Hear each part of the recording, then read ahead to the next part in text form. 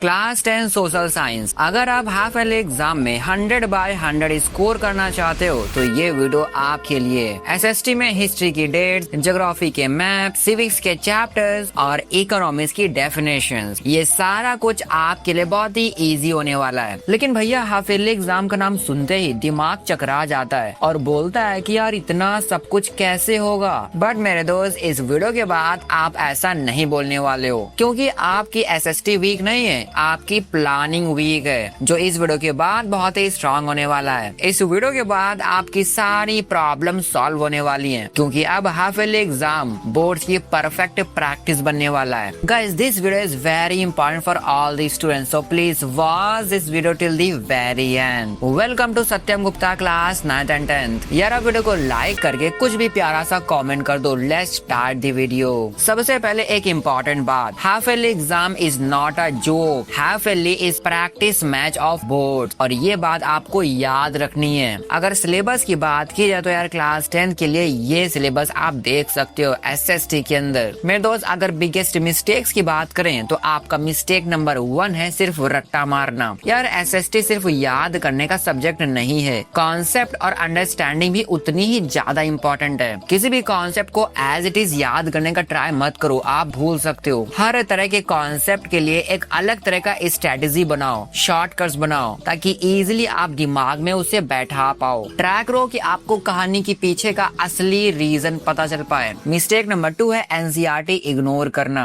आपके board exam और school exams के मैक्सिमम क्वेश्चंस एनसीईआरटी पर ही बेस होते हैं। हर पैराग्राफ इंपॉर्टेंट हो सकता है, आपके स्कूल नोट्स भी उतने ही ज्यादा इंपॉर्टेंट है। मिस्टेक नंबर 3 है हिस्ट्री, ज्योग्राफी, सिविक्स और इकोनॉमिक्स को एक ही तरीके से पढ़ना। ये काफी बड़ी भूल हो सकती है, क्योंकि यार हर सब्जेक्ट की स्ट्रेटेजी बिल्कुल अलग अलग होती है। मिस्टेक नंबर 4 है मैप्स और इम्पोर्टेंट टर्म्स को स्किप कर देना, और कई बार इन्हीं इम्पोर्टेंट टर्म्स और कीवर्ड्स के ऊपर नए नवेले क्वेश्चंस आ जाते हैं। आपको क्वेश्चन का आंसर आता तो है, लेकिन उन कीवर्ड्स की वजह से, इम्पोर्टेंट टर्म्स की वजह से आप उन आंसर्स को सही से फ्रेम नहीं कर पाते हो, तो बहुत सारे मार्क्स का लॉस हो सकता है। मिस्टेक नंबर 5 है रिवीजन लास्ट डे के लिए छोड़ देना, और ये गलती बहुत ज्यादा स्टूडेंट्स करते हैं। लेकिन मेरे दोस्त याद रखो, एसएसटी में रेगुलर रिवीजन ही लॉन्ग टर्म मेमोरी बनाता है। अगर आपको लॉन्ग टर्म तक एसएसटी को याद रखना है तो रेगुलर रिवीजन बहुत ही ज्यादा इंपॉर्टेंट है भाई। यार अब बात करते हैं best SST strategy.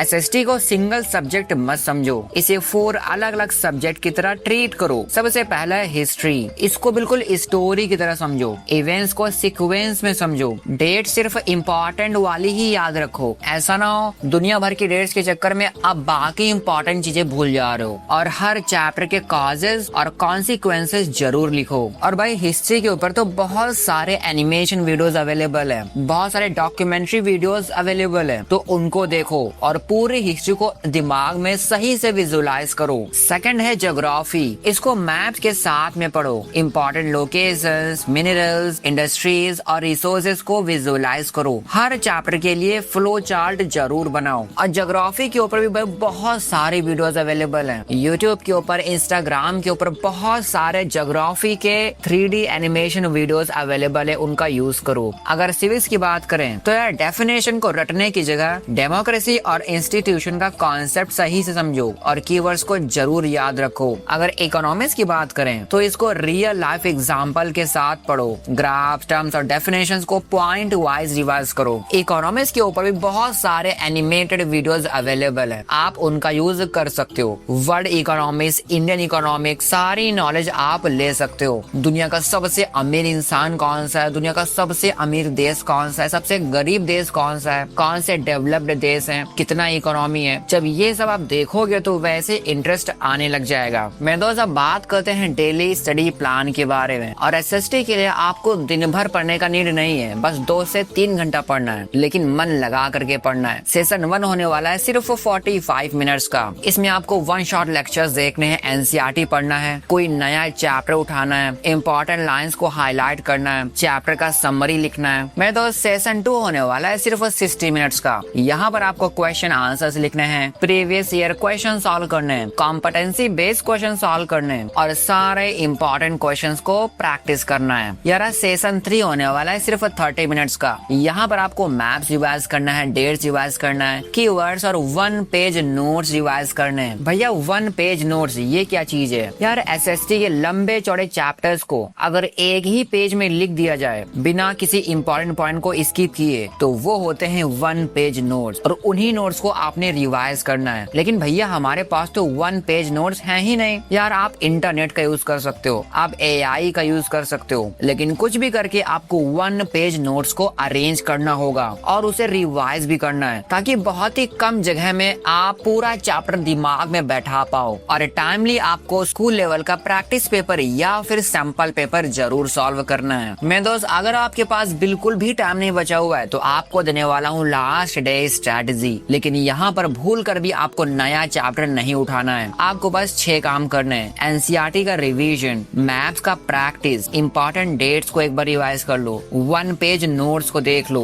Time bound sample papers भी देख लो, और मिस्टेक नोटबुक को एनालाइज कर लो। अगर आपको नहीं पता मिस्टेक नोटबुक क्या होता है तो यार स्टडी के दौरान बहुत सारे मिस्टेक हम लोग करते हैं, तो आपको वो सारी मिस्टेक्स को एक मिस्टेक नोटबुक में नोट कर लेना है और उसे टाइमली रिवाइज करना है, ताकि वो मिस्टेक आप एग्जाम हॉल में ना कर दो। मैं दोस्त अब आपको बताने वाला हूँ एक बहुत ही important point, exam hall strategy. तो यार आप पेपर मिलते ही पैनिक मत करना। सबसे पहले इजी क्वेश्चन सॉल्व करो। हर आंसर में कीवर्ड्स अंडरलाइन जरूर करना, पॉइंट वाइज आंसर्स लिखना, क्योंकि एसएसटी के एग्जाम में अगर एग्जामिनर को पैराग्राफ में आंसर मिलता है तो कई बार वो इरिटेट होकर पूरा आंसर काट देते हैं। तो गलती से भी आपको पैराग्राफ में नहीं बल्कि पॉइंट वाइज ही आंसर्स लिखने हैं। और हाँ, इसीलिए आपको पॉइंट वाइज लर्न भी करते जाना है। यानी स्टडी के टाइम पर आपको ये बात ध्यान रखना है कि मैं एग्जाम के टाइम पर किस तरह से पॉइंट वाइज आंसर लिखने वाला हूँ, और मैप क्वेश्चन ध्यान से बनाना। और लास्ट के 10 मिनट पूरा पेपर एक बार रीचेक जरूर करना। कभी कभी सिर्फ प्रेजेंटेशन की वजह से भी एक्स्ट्रा मार्क्स मिल जाते हैं। अगर आपने कोई आंसर गलत लिख दिया या फिर स्पेलिंग गलत कर दी है तो आप उसे इम्प्रूव कर सकते हो। इन्हीं छोटी छोटी चीजों की वजह से आपके 4 से 5 मार्क्स इजीली बढ़ जाते हैं। मेरे दोस्त याद रखो,